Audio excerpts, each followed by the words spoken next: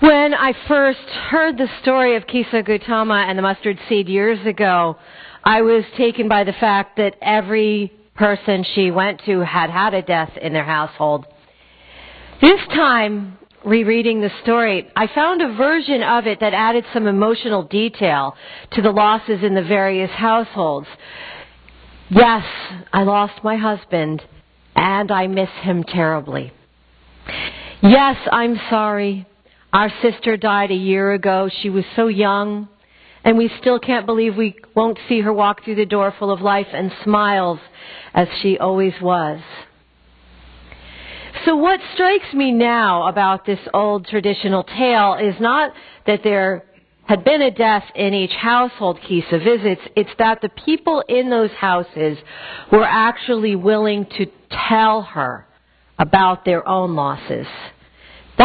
That's what's sticking with me this time around with this story, because I've been thinking a lot about how one of the things about the predominant emotional culture of this area. Now, I'm making a generalization because it really depends somewhat on your immediate community and your ethnic background, but I'm making the generalization anyway, is that in our emotional culture, we're not really accustomed to sharing our pain.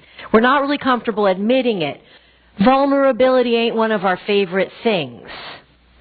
And we have to get better at it. Because the health and the wholeness and the integrity of our communities is grounded in truth. It's not grounded in the appearance of being okay, of being successful and having it, being all together. In fact, what I'm thinking about lately is that instinct is actually dangerous, and it has serious consequences. And I'm going to talk about that more in a little bit. But first, let me say that I understand what is scary about vulnerability. Like, what are its limits? Nobody wants to be that neighbor who runs into a friendly face on the street, someone with a sympathetic ear, and ends up bleeding all over them for an hour, holding them hostage with endless tales of woe. I mean, a lot of us have met people like that. We've run into that. And we're concerned for healthy boundaries. That's good, that's fine. We consider boundaries oftentimes as a congregation. We're constantly navigating the terrain between trusting and being intimate and close and our varying needs for privacy. I want to say to all of our new members that each one of you is going to integrate into this community in your own way and in your own time. But it is the responsibility of each of us who have welcomed you here this morning to remember that you are here, to have taken a little snapshot of your faces as you stand up here, and to remember that we need time to develop a shared history and a shared experience. The most important way that we can do that is to ask you to tell a little bit of your story and then to share some of our own story. Part of getting to be integrated into a congregation is getting to know the story of the congregation, of the institution itself. And I will tell you, as a newcomer, I'm also learning that institutional story along with you. The church community is a place where we understand and teach that our stories are sacred. We will hear bits and pieces of them in joys and sorrows every week. We get to know them when we are involved in projects and work together. Some of them you wind up reading in the faces of those who come up to light candles when we do that oftentimes in our service. The poet Mary Oliver has this beautiful phrase in one of her poems called Wild Geese. She says, "Tell me about despair, yours, and I will tell you mine." We all have it, and there's no shame in that. And I wonder, where did we get that idea in the first place that there is some kind of shame in despair, in suffering? I have a colleague, or maybe I read this somewhere, said that he stopped asking people, "How are you?" because they would automatically say, "Fine," right? I mean, "How are you?" "Fine." He began to ask them instead, "Are you okay?" And that would throw them a little bit off guard, and he'd get a more honest answer. You can get thrown when people honestly respond to that question. And I won't lie to you, it can be very uncomfortable to be vulnerable and to receive vulnerability. I was walking the dog last night, in fact, and I saw this very tired, heavy-set elderly black man. I've never seen him before. He was walking very slowly down the slope of my street. And boy, he was walking slowly and he was tired. And I said, "Good evening, how are you tonight?" You know, perky. And he said, "Well, life could be better." And I was not prepared for that. It made me very sad, and I didn't know what to say, so I said something dumb about how, I hope you have something good happens tonight. It was really shallow. And I regret it. And honesty takes practice both ways, and I'm still grappling up till this morning what I could have said or done to be a little more authentic with him, to share a little bit of comfort and to indicate that I care. But what do? You can't go around adopting every hurt person you see. My mother would kill me if I opened my door and said, "Why don't you come in, have a drink and tell me about it?" Because you're not supposed to do that. We can't be that trusting. But I wish I had said something like, "I hope that you can find one hopeful thing tonight before you go to sleep. I'm going to hope that for you." Or even if I had just gone up to him, just broken my pattern and just gone up to him and maybe just shaken his hand and said, "I'm sorry. I hope it gets better." Part of what we do as a church community is to practice honesty and to listen compassionately. We are not obligated to fix and rescue each other. But to understand, I think that there's a kind of salvation in honesty. There's a grace in being able to say somewhere in our lives, I'd like to risk being real and being known as God knows me. I'd like to risk being known for the truth of what I am and what I'm experiencing. Lately, in the Unitarian Universalist Association, we've been talking a lot about what we call missional faith. This is like a buzzword. Mission, going forth into the community, bringing forth all of the goodness that we have in our churches out beyond congregations. That's what the UUA initiative is, beyond congregations. But what this does not mean, I've seen some misunderstanding, I think. What this doesn't mean to me is that we go marching forth from our churches, armed with good intentions and our superior morals, to enlighten the world and help the needy. Boy, does that expression give me the itchies. We are all the needy. All our lives we stand in need. And someone that I previously thought of as the needy might very much have something that I need to learn, need to experience, need to know, need to connect with. If I stay in my comfortable enclave of supposed okayness, I'm going to miss that. And they're going to miss me. And that's sad. That's the tragedy of our separateness.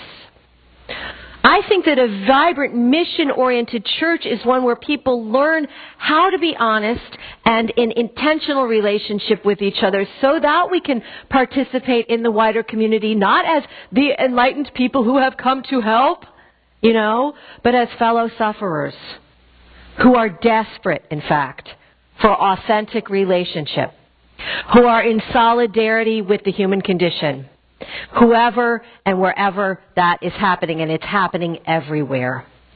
The thing is that when we stay in our enclaves of privilege, and I'm the privileged and you're the underprivileged, or I'm not the needy and you are, that's a theft. It's a theft. So when we talk about inequality, it's not just that person over there is suffering, it's that we're all suffering of the theft of being separated into these segments of society who don't think we can be in relationship, who can't tell our truths to one another. Do you want to know what I think creates justice?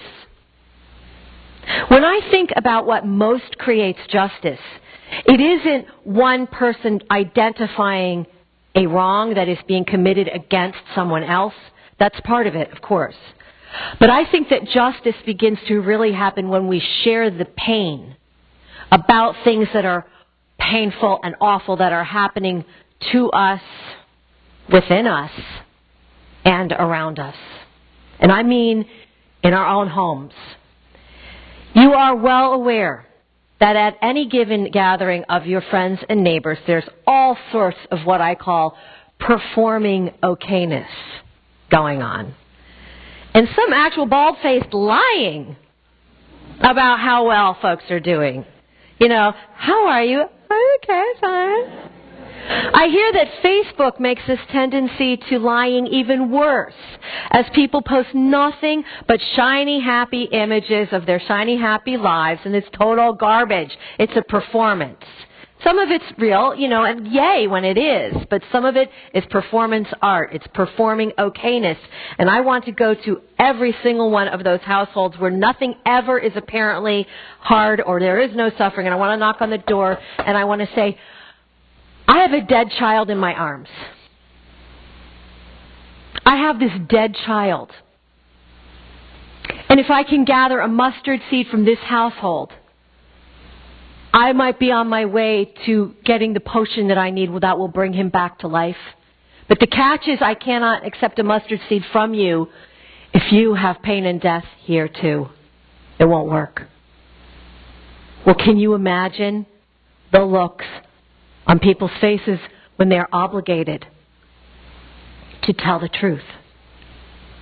You can imagine them first saying, you know, with that kind of noblesse oblige, of course I can save your child's life. I've got a mustard seed. Let me go get it for you. In fact, I have an organic one here in the pantry. I got it. I can save this child. And then you say, oh, sorry, you know what? That's not going to work. It has to come from a household where there is no pain. There is no death. Major expression change, right? Truth. Vulnerability. My God, I'm sorry. I cannot save your child. I have a child in prison myself, and my heart is broken. I have an elderly mom who is lost in mental illness. We mismanaged our retirement account, and we look like we're doing great, you know, but in fact we're on the brink of financial ruin, and I can't look my husband in the eye, and he's not home ever anymore. We don't know what we're going to do. My spouse is addicted to painkillers. I wish I could help, but I'm in an emotionally abusive relationship. My mustard seed is not going to work in your potion. And what do you do next in the face of that helplessness? We do the only thing we can do. We weep over the dead child. We weep for each other's pain. We tell our stories. We connect our lives. We begin to belong more deeply to each other in an honest way that starts to feel like love instead of charity. Now, I said earlier that there can be serious and tragic consequences when we perform okayness and avoid truth because vulnerability and helplessness is just too scary.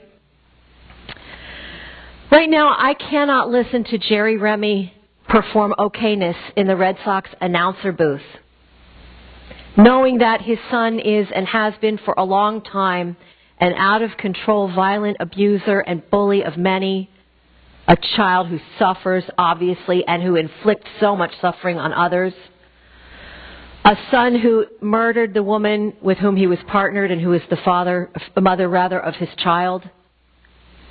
I don't begrudge Jerry Remy the ability to have a job. I can't imagine the kind of suffering he is enduring. It has to be absolutely terrible. And I don't hold him responsible for the actions of his son Jared. I do not.